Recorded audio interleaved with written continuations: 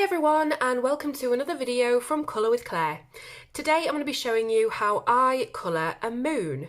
So a few days ago I put this review of Freightling's Halloween, the Colouring Heaven Collector's issue, up on my channel, and I showed you the page that I'd coloured, this one here, and I was really pleased with how my moon had turned out because I think it's one of the first times I've actually tried to colour a moon realistically rather than just colouring it a kind of creamy beigey toned thing, you know, so it looks like those cartoon moons that you see. So I tried to colour it a little bit realistically and I'm really pleased with how it turned out, and a few of you said in the comments of the video you would like to see how I did it. So even though by no means it is the most realistic of moons you will see, I'm not an artist, I just try my best. So here's how I do it. So I've got a little bit of paper here to show you the technique. I'll just zoom in slightly so that we can see what we're doing. There we go. Now I've got my trusty Prismacolors here because I do love to use soft pencils and these are the softest. So I've chosen 20% cool grey, 50% cool grey and 90% cool grey. You will also need a white, and then if you're planning on doing the background behind it, and I'll show you how to do the little hazy glow, you will need the cerulean blue, the indigo blue and the Copenhagen blue, or, you know, variations of those colours. So I'm going to do it right from the very beginning so you can see step by step. I've got my little circle template here, I've got my pencil. So let's go for one of these sizes, not too big, not too small. Let's try this one. There we go. Hardest bit done. No, right, okay. So once you've got your colouring book that has the moon, it doesn't have to be a full moon. You could use this technique on crescent moons or what have you, but I'm just going to show you on a full moon. You get your greys out. So I'm going to start off with the 90% cool grey, which is the darkest of the greys in the cool grey section of the Prismacolor pencils. And you know, I could look at a photo of the moon for reference if I really wanted to be kind of hyper realistic about it, but I'm just going to kind of guess and just play it by ear. So if you want to look like for individual craters and things like that and individual patterns that the actual moon has, feel free to go and find a reference photo. I'm just going to play it by ear. So we want darker areas, we want lighter areas, and those darker areas we want to get them quite dark. But it wants to be very, very random overall. So literally all I'm doing is sketching in random shapes all over the surface of the moon. So have some of them joining up, have some of them separate and on their own. Totally up to you where you want to put them if you're doing it in a non-realistic way like me. You can try and make them kind of curve in different kind of bendy areas because, you know, craters are often seen as quite circular things, but they really are a little bit more fluid than that. So you don't have to be perfect, you don't have to follow any kind of pattern. You just do whatever you feel. And I'm literally just shaking my hand like this back and forward and just going wherever the pencil goes. So no thought goes into it really whatsoever. I can put a little bit over here.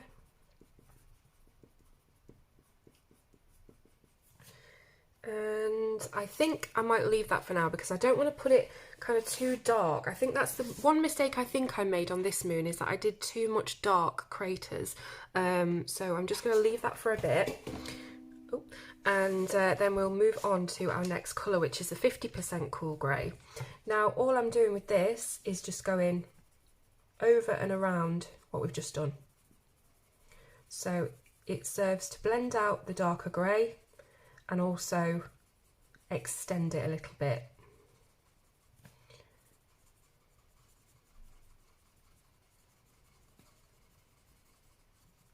So as I've said, you could really go very, very artistic with this and try and make it, you know, really perfect and really striking and look very, very real. But I do try and make things as simple as possible while still looking effective.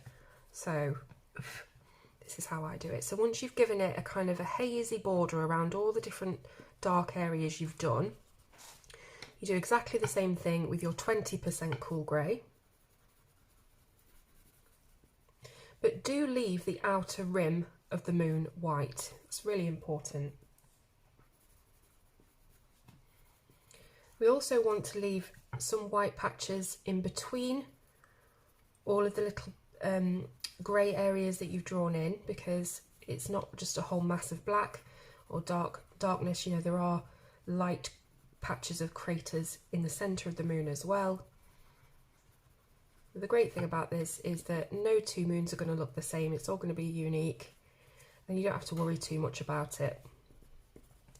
So that is the basics of the shadows of the craters that we've put in. Now we need to go in and darken them up. So we're going to go straight back to our 90% cool grey. Now, I'm not one of those who does loads and loads of layers and really takes time to build up. I'm a very impatient colourist, but on things like this, I like to do at least one base layer so we know where things are, and we can always lift the pigment with an eraser a lot easier than if we do it dark, you know, straight off the bat. So do just use this first layer as a foundation to put in your craters, you know, and get them where you want them to be. So going back in with that darkest grey, we're going to go exactly over everything we've done, but we're going to press quite hard. So depending on what pencils you're using, just change your pressure accordingly until you get a fairly burnished look on the darker areas. You can see there's not really too much white tooth of the paper showing through now, because I'm really pressing down quite hard. Go up here and give some colour to this area. Well, it's not colour, is it? It's the lack of colour, but give some tone to this area, let's say. Okay, so just deepening and darkening up all of those areas. Now, I do like to use Prismacolors because, as I said, they are very, very soft. They're very easy to blend. They kind of blend themselves. So, as I said, I'm very impatient, and, you know, if the tools are going to enable me to get things done quickly, then I'll use them. But if you want to use oil-based pencils or something that's a little bit harder and you want to take your time, you know, building up the layers, feel free to do that. So next one was the 50% cool grey. Exactly the same thing. So hard pressure, and because you're using hard pressure with the Prismas, it will just naturally blend out that very dark grey into more of a smudgy kind of shadowed look. So going over and extending the very darkest grey.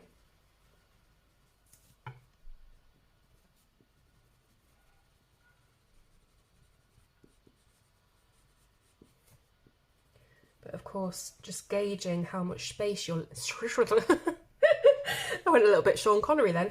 Gauging how much space you're leaving between your craters, depending on how big your moon is. You can also kind of drag a little bit of grey into the circular shape of the edge of the moon if you want to.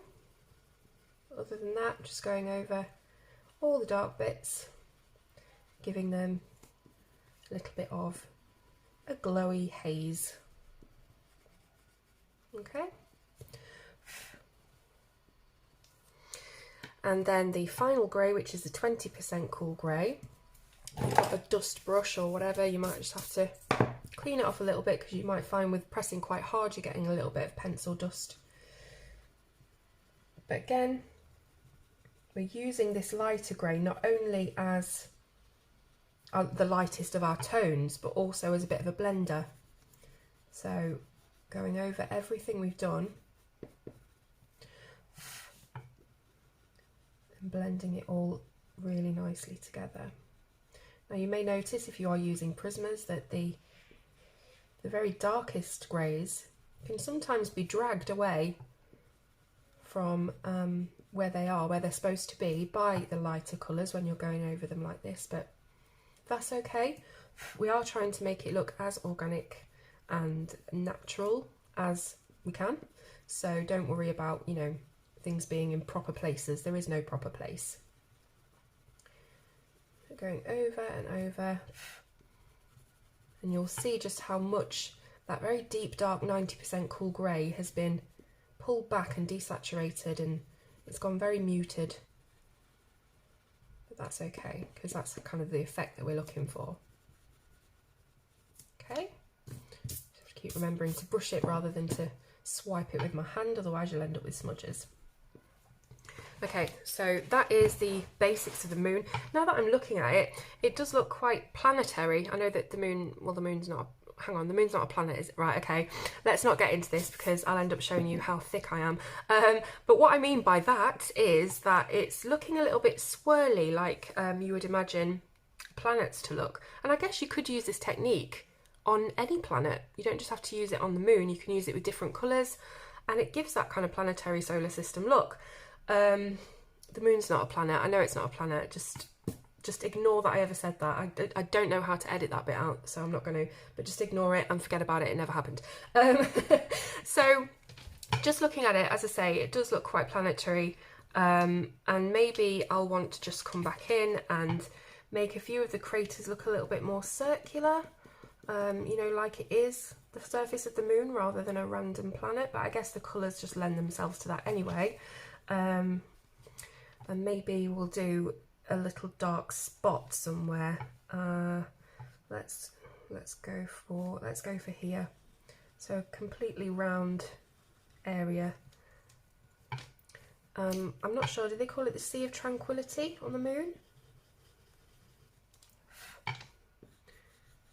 So we've got that dark area that I'm just blurring out as we did before. With the other greys, and I'm going to go over it so it doesn't look too dark, but you can always come back in. That's the thing. If you think that something looks too blurred out or too smudged, you can come back in and add a little bit more pigment and give it that bit more depth and shape, so it's got a bit more form to it.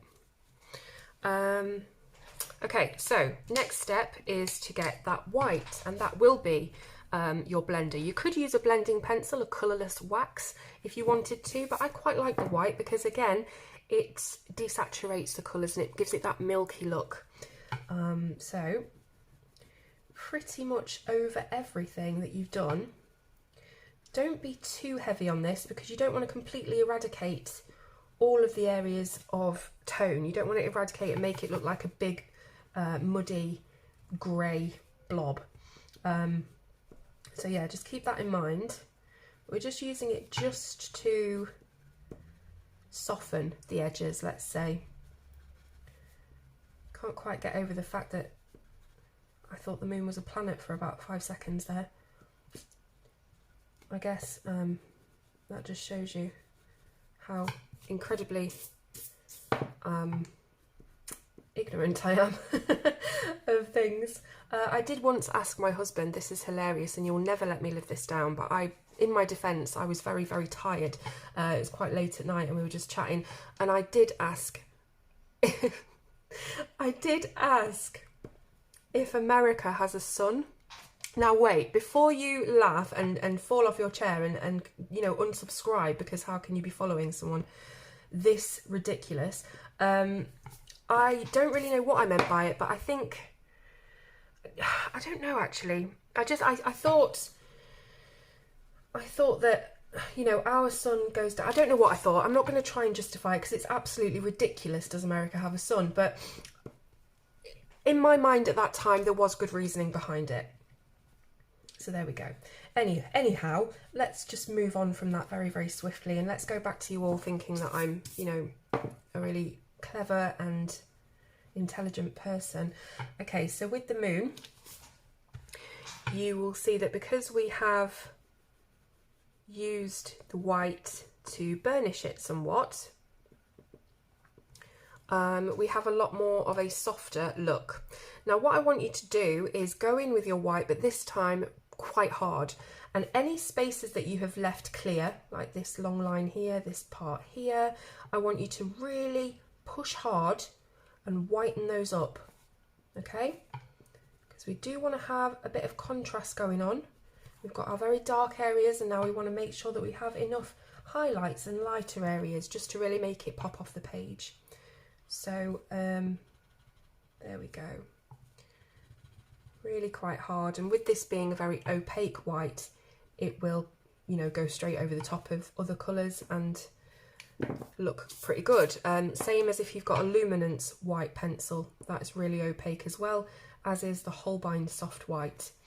Things like the Polychromos white I wouldn't recommend because it's just far too hard and it's not as opaque as this one is. So I actually think that the moon that I did in the Frightlings book is looking a lot better than this moon. Let's just look. Yeah. I think maybe it's because I need a bit more darkness. So let's come back in with the 90% cool grey. And I did mention at the start of this video that, you know, I do like to keep my tutorials very quick and simple, but now I'm sort of coming back in and adding more steps than I meant to, and that's just because it's not looking as moony as I wanted it to look. So again, yours is going to look totally unique, so you can come back in and add any adjustments to it. But I think we need a few more little dots and things of the black. I think that's what it is, not the black, the very darkest grey. So I'm just going to add in a few little patches here and there. Maybe that will help. So again, if you do add in any more of the dark grey, remember to come around with your other greys and blur it out.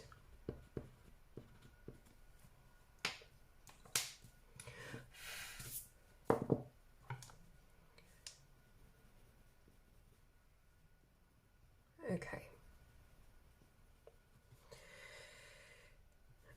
I might just bring this down just a little bit with the dark grey to give it a bit of form around the edge. And then what we're going to do is we're going to use that white again just as our blender. So any areas that are looking a little bit too harsh, it's just that backwards and forwards kind of thing of putting the colour down and removing it and putting it down and removing it until, you know, you've got the right combination. So I'm going to make sure that we are doing the little gap that we left as well around the moon, so around the inside edge of the moon.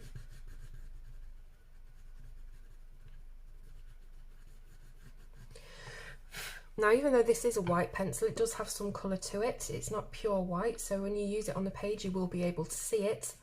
You probably can't on the video because the camera won't pick up the nuances of that, but it will, you know, it will add a little bit of a tint of colour to it. If it's still looking way too white, you might just want to go over with your 20% cool grey and do a very light layer over the top of that white outline that we've just put in. Okay, so there we are.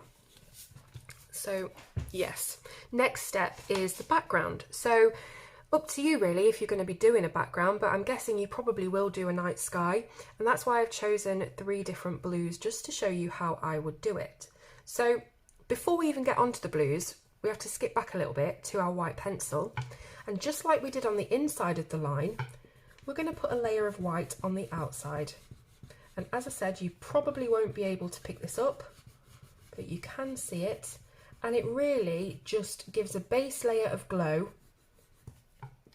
so that the colour the blues that we're going to use can never be as heavy and saturated as they would be if we just put them down onto the plane of the page. Okay, there we go. So starting with your darkest blue, obviously this is for demonstration purposes, so I'm not going to be doing a whole elaborate sky, but you would either do your dark colour at the top and then come down to light as a gradient, or you might want to do the whole of the sky around the moon, on top, around and underneath the dark colour, and graduate in towards the moon, which is probably a better idea. On the Frightlings one that I did, I started off dark at the top and came down in a gradation, but let's do it this way.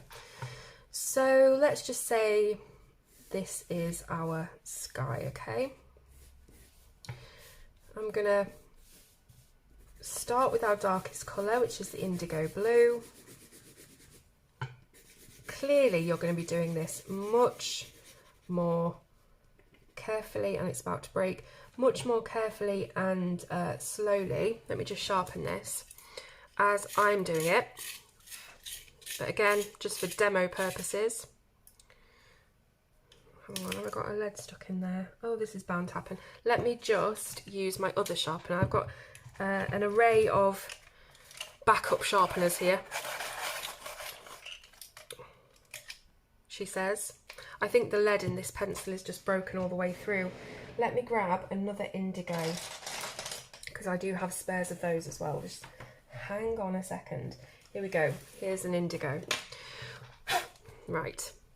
So, you will be doing this a lot slower and with more considered placement of your colours. But just so that we have a little thumbnail for the demo, this would be the outside of your sky. Okay, now you can see that I've done kind of medium layer. I'm going a bit high there. Kind of medium layer with the indigo. And then you're going to blend your next colour, which is your Copenhagen blue. And we all know, well, hopefully we all know how to blend by now. We just go over the edge of the colour that we've just put down and we blend it in. Again, easier with softer pencils. Okay, here we go. Now, I don't want this to look square, I do want it to look rounded, so let's just round off these edges a little, because the moon's glow is not going to glow out in a square shape, is it? So here we go, around, you know, kind of rudimentary circle. It's not a circle at all, is it? It's more like a squoval, but yes. So there's the Copenhagen blue, and then the cerulean blue. I would tell you the PC numbers, but they've all rubbed off. So just being kind of mindful of that white glow that we already put around it, which you can see I've just caught on the edge here, and it has lightened the cerulean already. So that's the kind of reason for putting the base white down. Now, because I can't bear to look at this area looking so scratchy and toothy, I am going to fill this in and do it properly. So I'm going to go right up to our little glow, and we're going to come back to that in a moment. Okay, so make sure that you're just catching the edges of where you put the white down, and as I've said, you will know when that is because you will see how the cerulean changes colour, goes lighter. Right, so I'm going to start burnishing this now. Now, you could use some sort of blending solution or a blending pencil, but I do like to burnish with the pencil itself, the colour itself, because it doesn't take any of the brightness or the pigment, you know, it doesn't take any of the colour away. So I'm just going to burnish this in. Now, you could, if you wanted to, use a little bit of black or a very dark grey, like the 90% cool grey, on the edges of your indigo to really deepen the contrast and make it look like a very dark midnight sky. Totally up to you. So I'm going to try and make this look a bit more circular this time.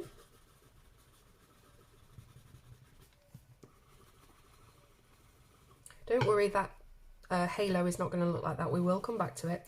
I just cannot bear to leave this unblended and unburnished.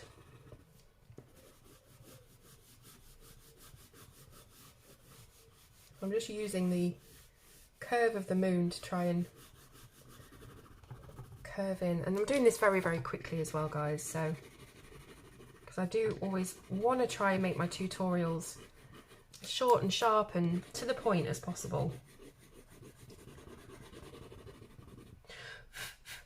So I know that I've got an overhead light looking down on this, and I'm not sure what the state of play is regarding the glare on the wax, but I'll just tilt it so you can see you know, the depth of the colour. So that overhead light is brilliant, but it really annoys me when it bounces back off wax, because then it just looks really weird when I'm trying to do tutorials and looks like I've missed areas and stuff. So okay.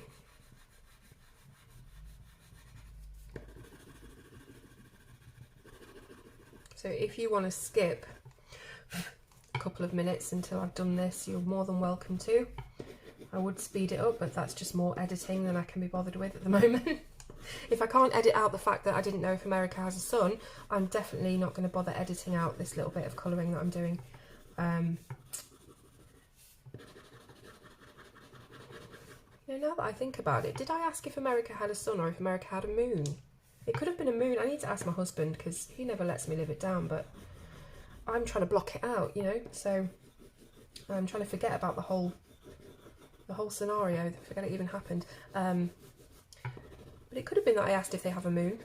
Yeah, to be fair, as I said, I was tired, but I wasn't drunk or anything at the time, so no excuses to be had, really. Right, so that is pretty much our indigo layer burnished. Then we've got the Copenhagen blue.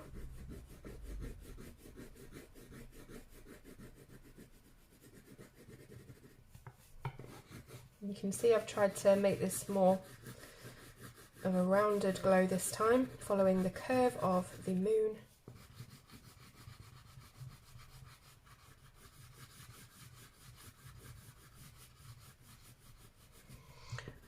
I'm probably really scaring some people by using these pencils so hard.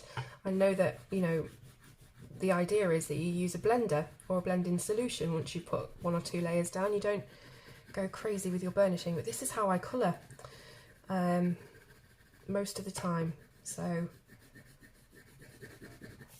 plus I can get Prismacolor spares, you know, relatively cheaply and easily, so it's not like, you know, I probably wouldn't use my more high-end pencils in this manner, but I'm pretty happy with the look of the burnishing when I do it this way, and it keeps that vivid colour, as I've said. So that's the Copenhagen. Now the Cerulean. So blending into that Copenhagen, I'm just using small scribbly strokes when I'm blending in, because I don't want it to look too linear.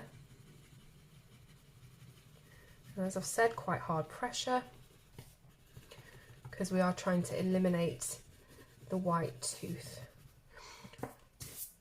of the paper.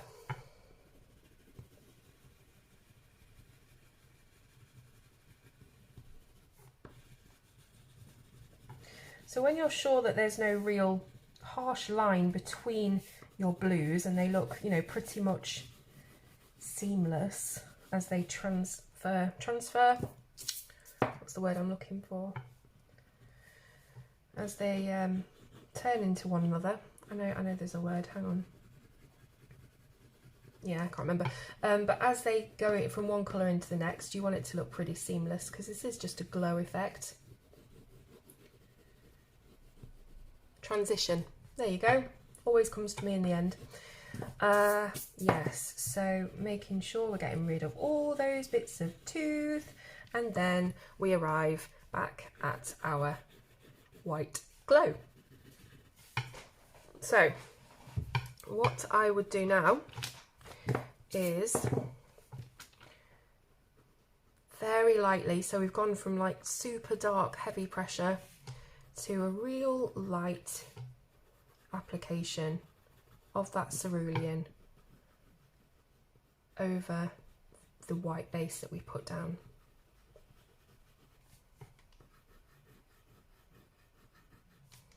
Okay, it doesn't really matter if it looks a bit weird, a bit scraggy, a bit liney. Okay, that's our light layer done. Now we're coming back in with the white, and we're going to go hard pressure again, burnish all over it. Okay, so what that's going to achieve is, first of all, it's going to completely blend and blur, which is what we are hoping for, because to have a kind of halo effect, we want it to be really nice and soft and blurred. But also it's going to have that tinge of blue to it. It's not going to be, you know, a perfect strip of white all the way around. It's going to have that tinge of blue because we've put a light layer in, but it's still going to look really glowy. Now, once you've gone over the light layer of the cerulean, you also need to continue with your white over that line, okay, where the white meets the cerulean, and maybe even a little bit of the Copenhagen as well. So I'm just going to do the first sort of layer so we can see where we're at. And as I've said, this is very opaque white, so you can use it to completely lighten and in some cases just eradicate the pigment underneath if you press hard enough. But what we want to achieve is a very, very soft, hazy glow, okay? So as you pull away from the moon here, going a bit lighter with your white, okay? So we wanted it really hard here to really get rid of the blue but still keep a tint of it. And then as we're coming away, we want the glow to get a little bit duller and duller. So we use a bit lighter pressure, okay? But we still want to keep the roundness. Going a little bit flat there, so just making sure that you're still keeping the general curvature going all the way around. You might want to use your paper or a piece of scrap paper just to get rid of some of the blue at some stages, because it might start dragging some darker colour into your halo, which is not good.